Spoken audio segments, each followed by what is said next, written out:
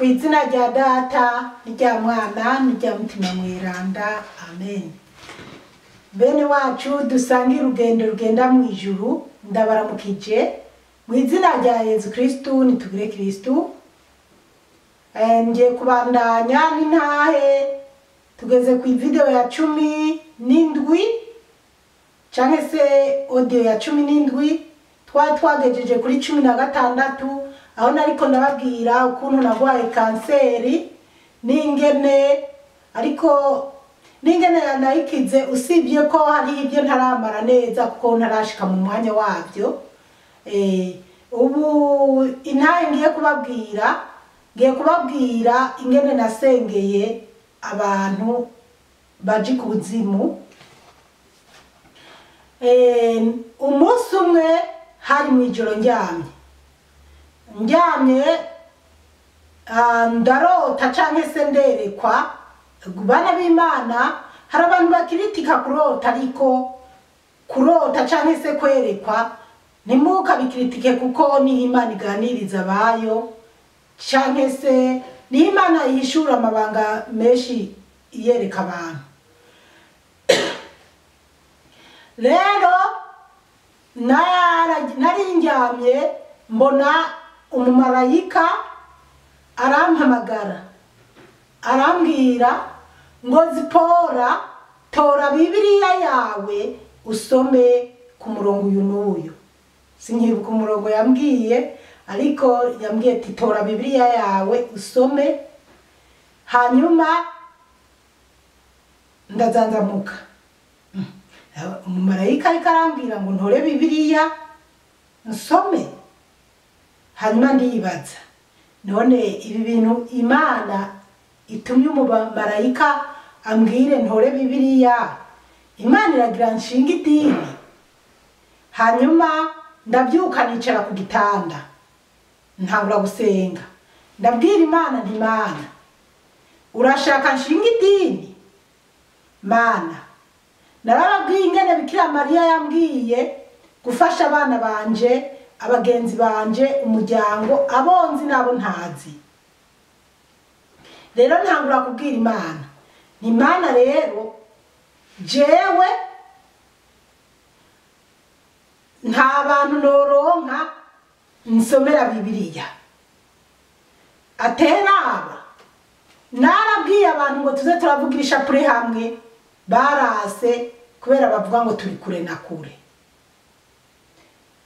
Kubisanzwe nagiye mbwira abantu ko twoza turavugira ishapure hamwe, bamwe baravyanka. Gusa ndashima Imana yarashoboye. Hariho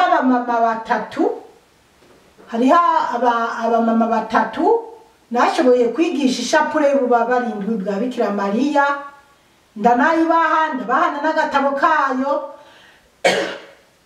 Narashoboye no kugira nakigoro ku buryo naje no kurondeza agatabo k'ikinyarwanda, n'abavuga ikinyarwanda narabahaye iyo shapure, ndabahana n'ubutabo buri mu kinyarwanda kuri iyo shapure y'ubu barindwi bwa Bikira Mariya. Rero murihinguza ku Mana ndayereka ko ntoronka abantu no shinga idini bakaza barankurikirana.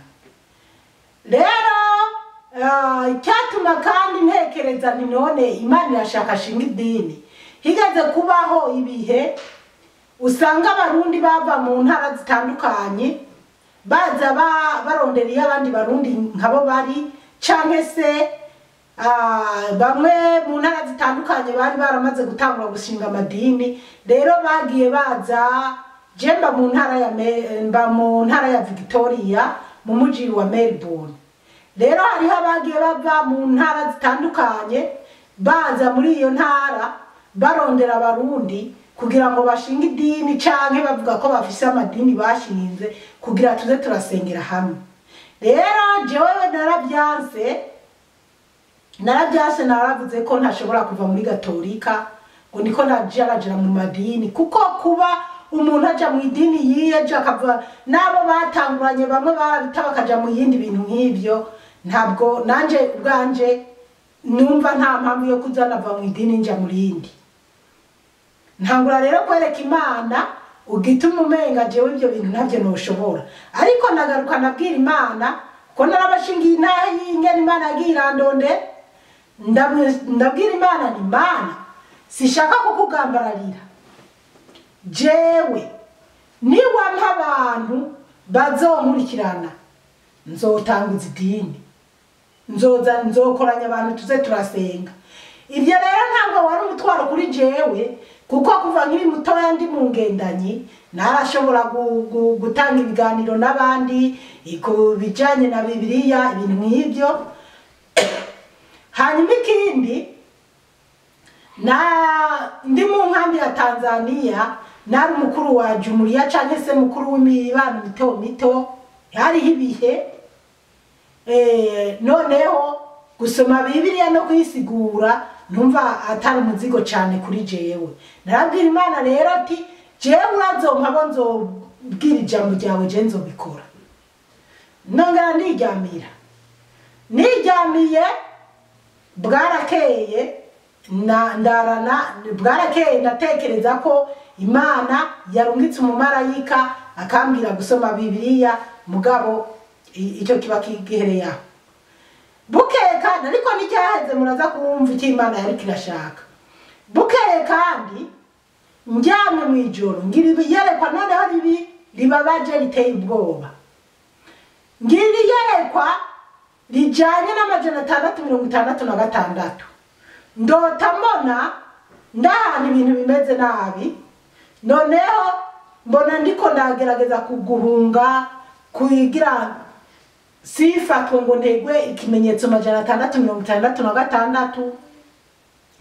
mbona umuntu arabwiye ngo wenda guhungishe ngo ndaguhungishe nurira imodoka y'uwo muntu nuri iyo modoka turagenda hanyuma numva turiko turagenda toye telefone numva telefone bagenzi ngo muzi n'amakuru ngo namufashe ngo nimuze duhure namufashe numva baramubwiye ngo wamufashe kweli ngo namufashe ngo turi kumwe ari mu modoka yanje caravuga ntiyo mbega wa muntu yarambwiye ngo arampungishije ni wagiye kunyica ni wari karampamagarira bagomba banyice ntangura gusengera mu mutima noneho mbona ndashitseho ahura na babandi babicanyi imodoka irahagarara ihagaze ngerageza kururuka ngo nigwanire niruke ariko sinashobora kwiruka ngo sige abo bantu kuko nabona ari abantu babagabo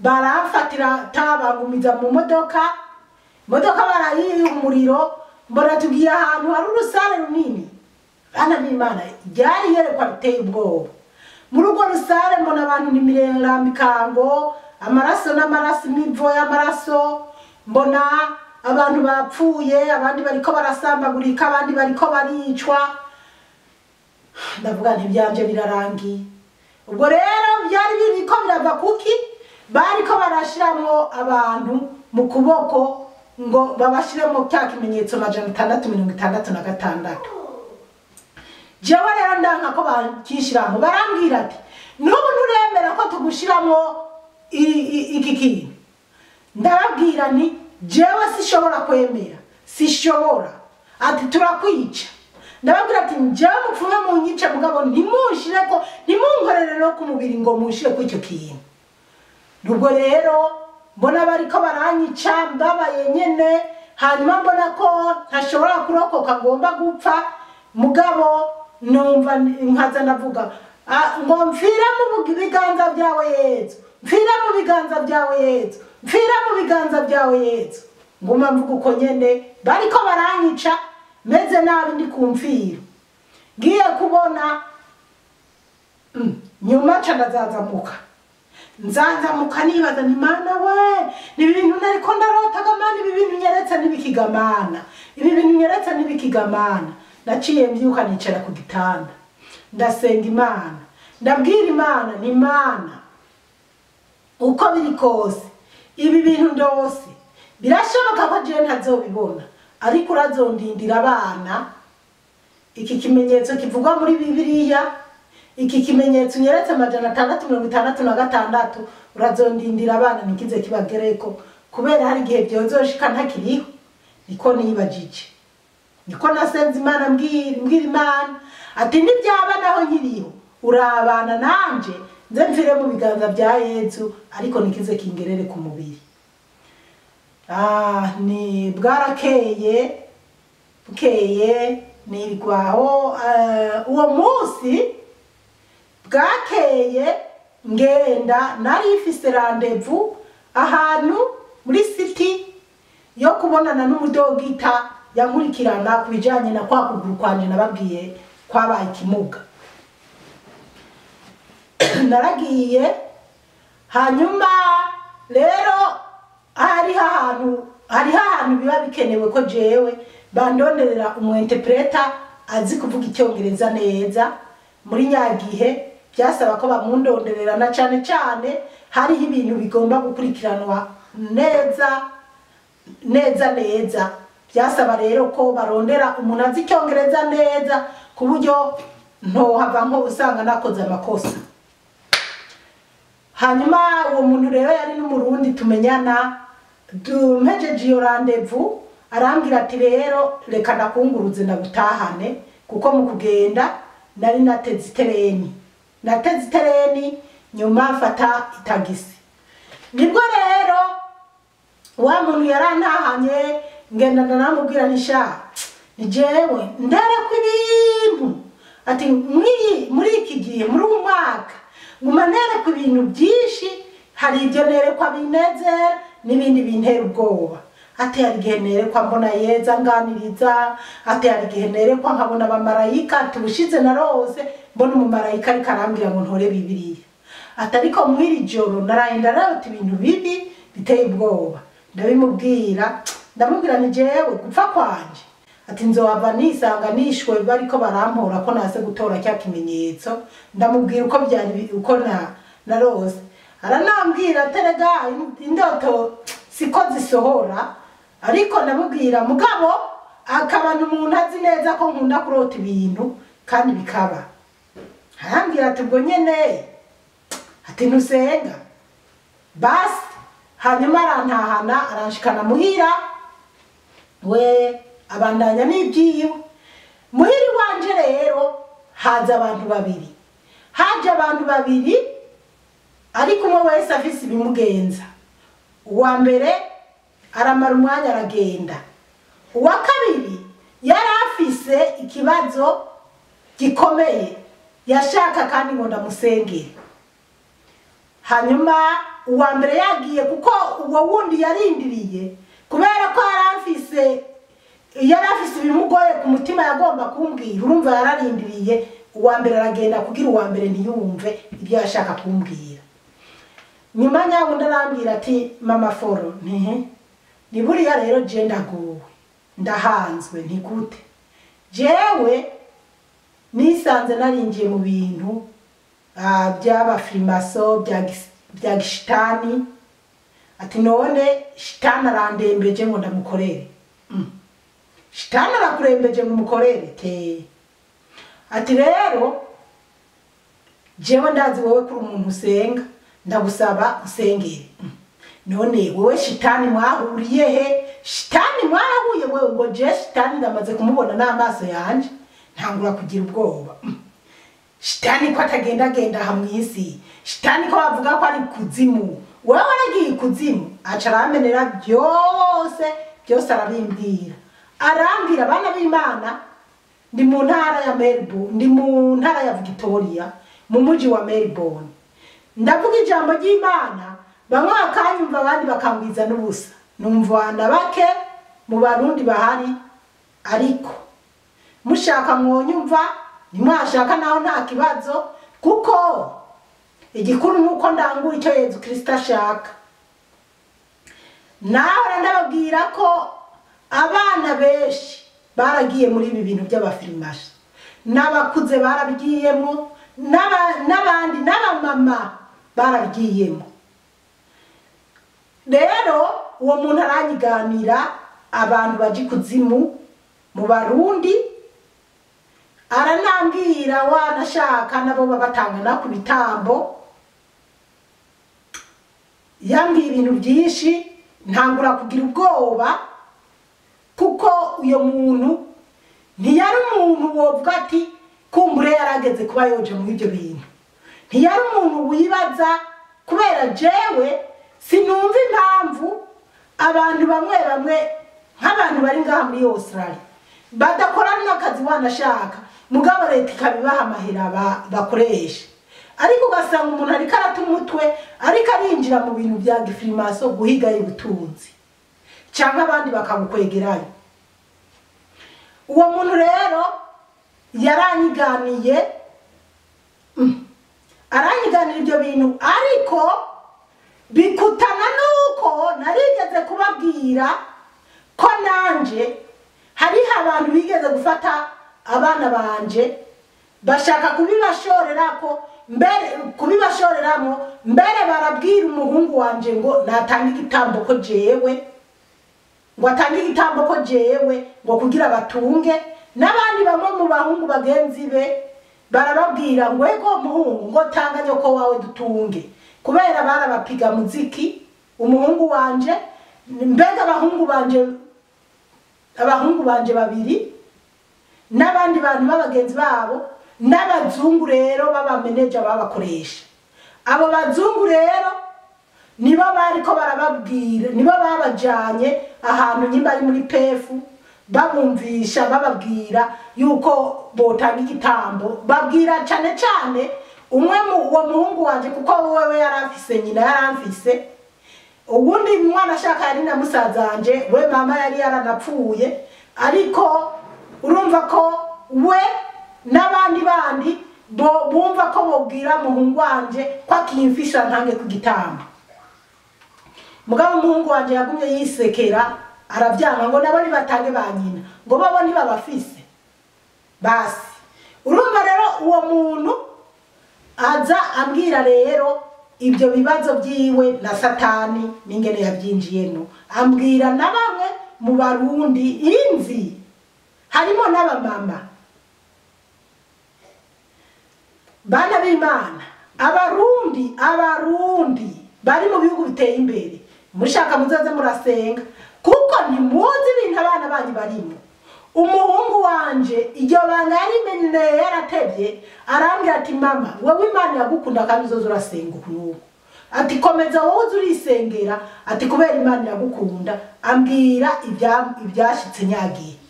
Naramubwiye ni burya uzoza uraraba neza iyo ubijamo wewe ni wowe wari kubigwamo, je ntacyo nari kuba kuko kuva nkiri n'umwana mutonya narageragezwa kandi jewe ntibyopfa kunyubahuka. Imana irafise icyo yamvuzeko, sinari bwabe no muri ubu bukirisu nk'ubu ndimo iki gihe oya basi. Noneho rero uwo muntu naramubwiye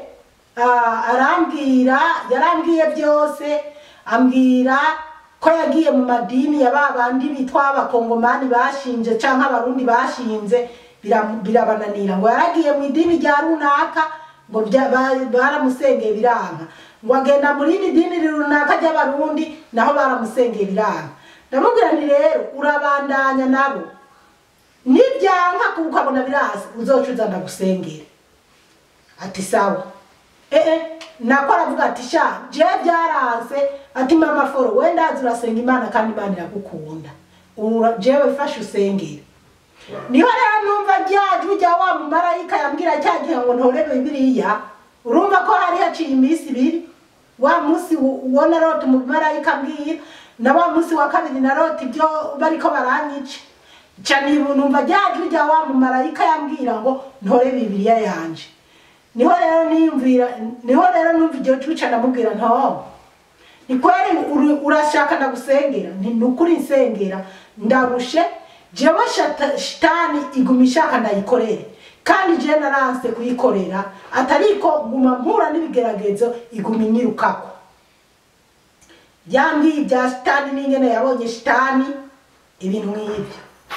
Canagenda mu cyumba cyanje ntora Bibiliya, ntoye Bibiliya noneho ndayizana ndamubwira ati pfukama ndagusengere. Yarapfukamye nawe yarababaye turasenga. Bana b'Imana muraza amavubi ingena jana canke inzuki, ariko natatswe n'amavubi amavubu ukamenga n'ikigunguzi cy'amavubu kinguye ko biranumagura nanjye ndakenyera ndasenga nawe arasenga numva nota Bibiliya hasi narifise Bibiliya ndasenga abana b'Imana Bibiliya nyagihe yari iyi kandi niyo Bibiliya yanje nkoresha ndafata Bibiliya nkumva noita hasi ariko ndakomera ndasenga mu izina rya Yesu Kristo ndabwira Imana usanga by'ukuri wantoye kugira nze ndasengera abantu akaba ari wowe watumye wa mumarayika akaba ari nawe wazanye umuntu ngo ndamusengere mukiza abadayimoni mukize satani n'abadayimoni bayo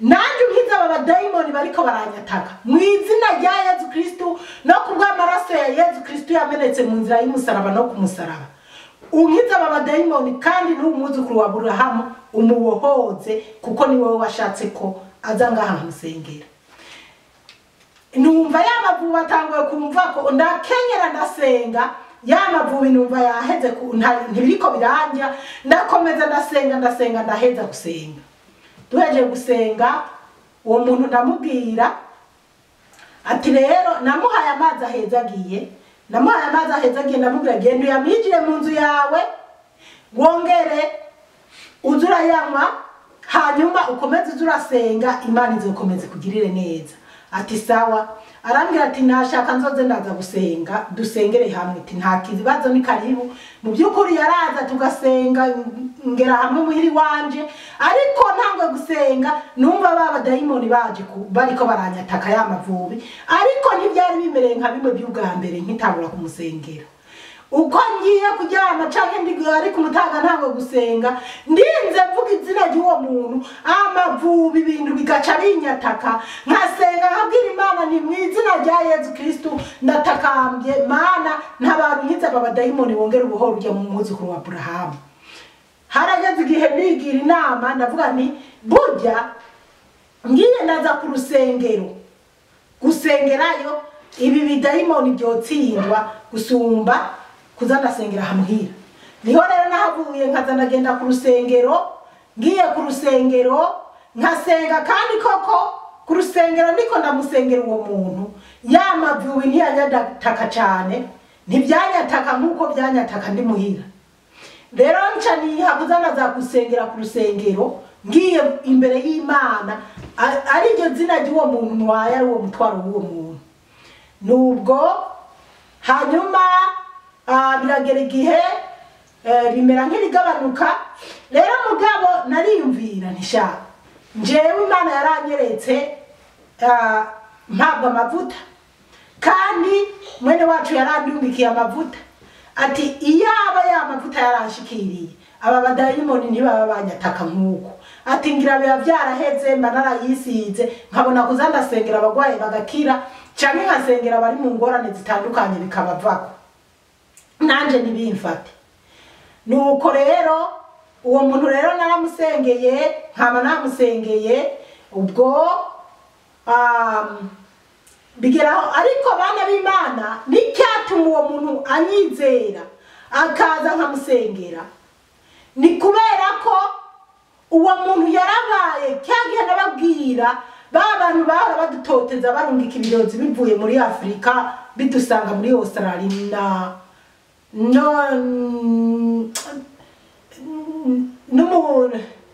n'umukazana wanje ibintu nk'ibyo cyangwa se ego rero uwo muntu nawe yari yarigeze guhabwa misiyo yo kuzana imiti muhiri wanje hanyuma rero kubera yari yarabonye ko bitacyo byatugize kandi yarazi ko ababirungika n'abariko baraturoga bafise inguvu akabona ntacyo byatugize urumva nyene yarabona ko njewe senga kandi koko nibyo nari icyo gihe yaza nari naramaze noneho kwiyogurira Imana senga kuko umwaka wa 2017 wabaye umwaka ukomeye nari ndi mu bitaro 2016 gushika aho ndahava gushika cyagihe nari natowe kansere nuko twinjira mu mwaka wa 2017.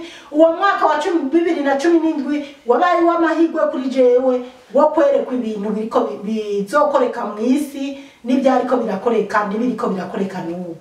Bana b'Imana rero uwo muntu nubwo ngejeje ngaha hariho n'ibindi bintu bizogera igihe bigakurikira nkazobivugako ariko ubu ndumva igiye gukurikira nuko nza kubabwira ingene nambitswe impeta ariko nzobabwira n'ibindi kuko siwe gusa nasengeye mu baji kuzimu nzoza nabivuga nabigeze ko umukama Imana bahezagire cyane mwarahezagiwe n'Imana.